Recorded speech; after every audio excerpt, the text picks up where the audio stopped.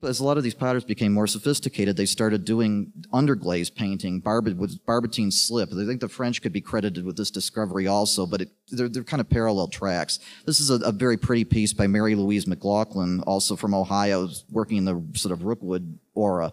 But she's another one that doesn't get the credit that she deserves, and technically she's probably the first person to have discovered this technique. I think it was a natural progression from China paint, because unlike China, you can actually make your own pottery to do this, and it's painted right onto the base.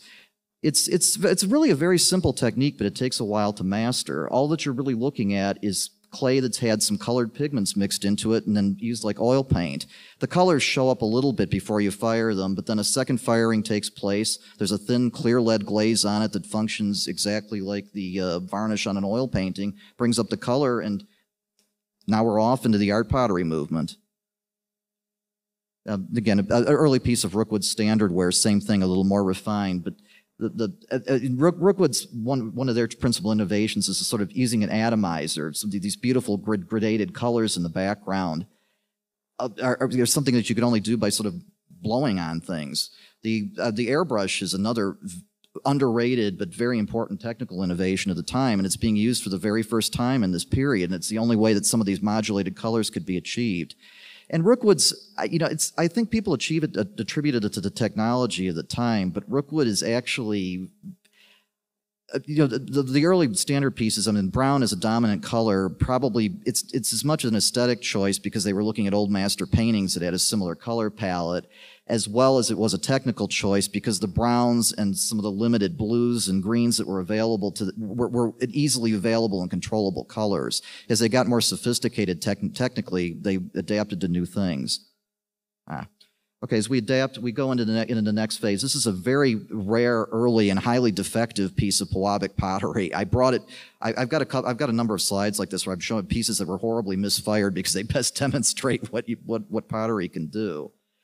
This is an interesting piece because it's an early thrown piece of earthenware, but it's making a transition from the China paint technology into actual pottery. And although this was a thrown and glazed piece of pottery, all these decorations around the edges are China paint. They're low temperature glaze, but this piece was overfired somewhat.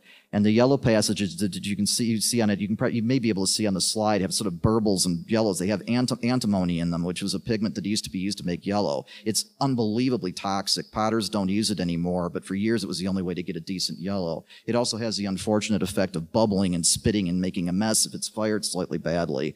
You can even see the lead in the glaze, those speckles on the middle of the pot that are sort of gray. There's too much lead in the glaze, and it's sort of surfaced up as in a metallized form. This is definitely not something you want to eat off of. Okay.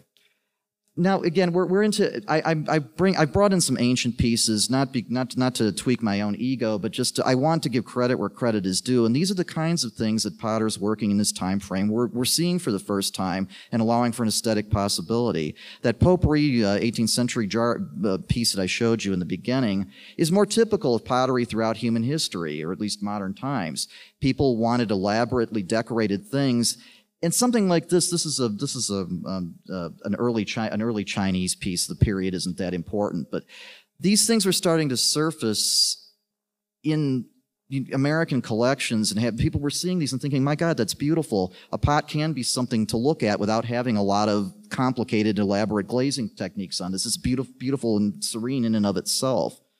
And we owe a lot. The American art pottery movement, the arts and crafts movement in general, owes an enormous amount of credit to the Chinese. There's another ancient. This is a 2,000-year-old Han Dynasty pot, and I'm not going to be contradicted. I hope I'm not going to be contradicted by any shades of the arts and crafts potters. But I'd be willing to bet, at least to a significant degree, work of this kind is the genesis of the entire matte green phenomenon. These pieces, this is a little shinier than a matte. This is a votive piece that was buried in a grave 2,000 years ago, and the sort of verdigris that's on the side and the variations in color are a function of them having been buried. It wouldn't have been the actual color of the pot when it was new. But these pots, they had kind of a shiny quality after being buffeted around in the earth for a couple of thousand years, get this sort of pretty matte quality, and these things would have been seen widely in the arts and crafts, to the arts and crafts makers at that time, and I can't but believe that they have a lot to do with the choice of the green glaze that ultimately became ubiquitous. Here, I mean, can you see the relationship between these two? I'm sure they're coming from other places too, but it's the same thing. Of course, this is a piece of Gruby. The Gruby glaze is really very simple. I don't think the credit to Gruby for innovating in this area, I think, belongs less to the technology than it is for the imagination to use it. Gruby glazes are really very simple. They only have 3 or 4 basic chemicals in them. My sense is that the crawling that exists on the glazes is a function of it having a certain amount of zinc in the mix. Zinc in a ceramic glaze can influence color in various ways, but it can also create it acts as what is called a flux. A glaze is really only about 3 basic elements to create it. It has sand or quartz, there's the glass in the glaze, there's a flux that allows the glass to melt, and then there's clay or alumina, something of that line that keeps the glaze from running off the pot. This glaze is not a terribly well-balanced glaze from the sense of, now bear in mind, look at this and think back to a more utilitarian pottery, like some place that would need to be, china dishes for your plate. This is a beautiful glaze, but this is not something that is going to be in any way serviceable on something practical like a teapot or something you need to cut a steak on. In an earlier time, these glazes may have occurred by accident every now and again, but it would have been seen as a horrible defect. But yet here it is, and it's something beautiful. And there are a lot of it was used to great aesthetic effect. Again, same thing. Ingenious. Potteries often use economies of scale. There is absolutely no, this is of course another piece of Gruby, but it's in the butterscotch glaze or the ochre glaze. There is absolutely no technical difference between this one and the glaze that preceded it, except that there's one little change in the pigment.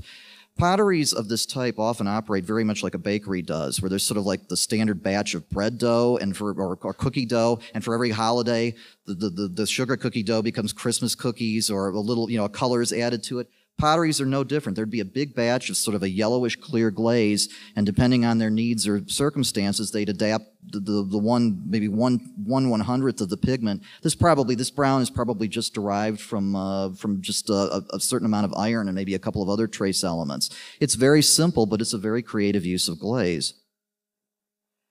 Now, this is one of the reasons I don't think I've ever heard anybody say this either.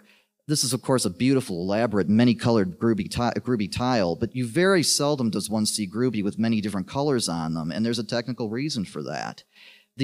Every color that you see on here is exactly the same glaze, but just with a little variation in the pigment in order to change the color to get it where it wants to be. But this is a tile, and tiles are fired flat in a kiln, pots are not.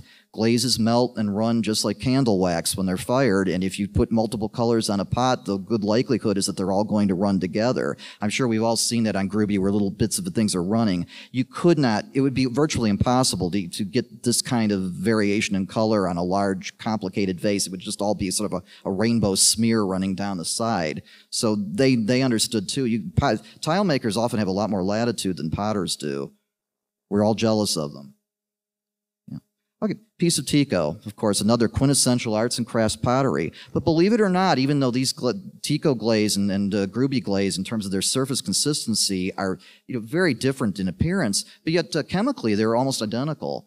I've seen pictures of the Tico staff doing appalling things from a safety standpoint with applying these glazes.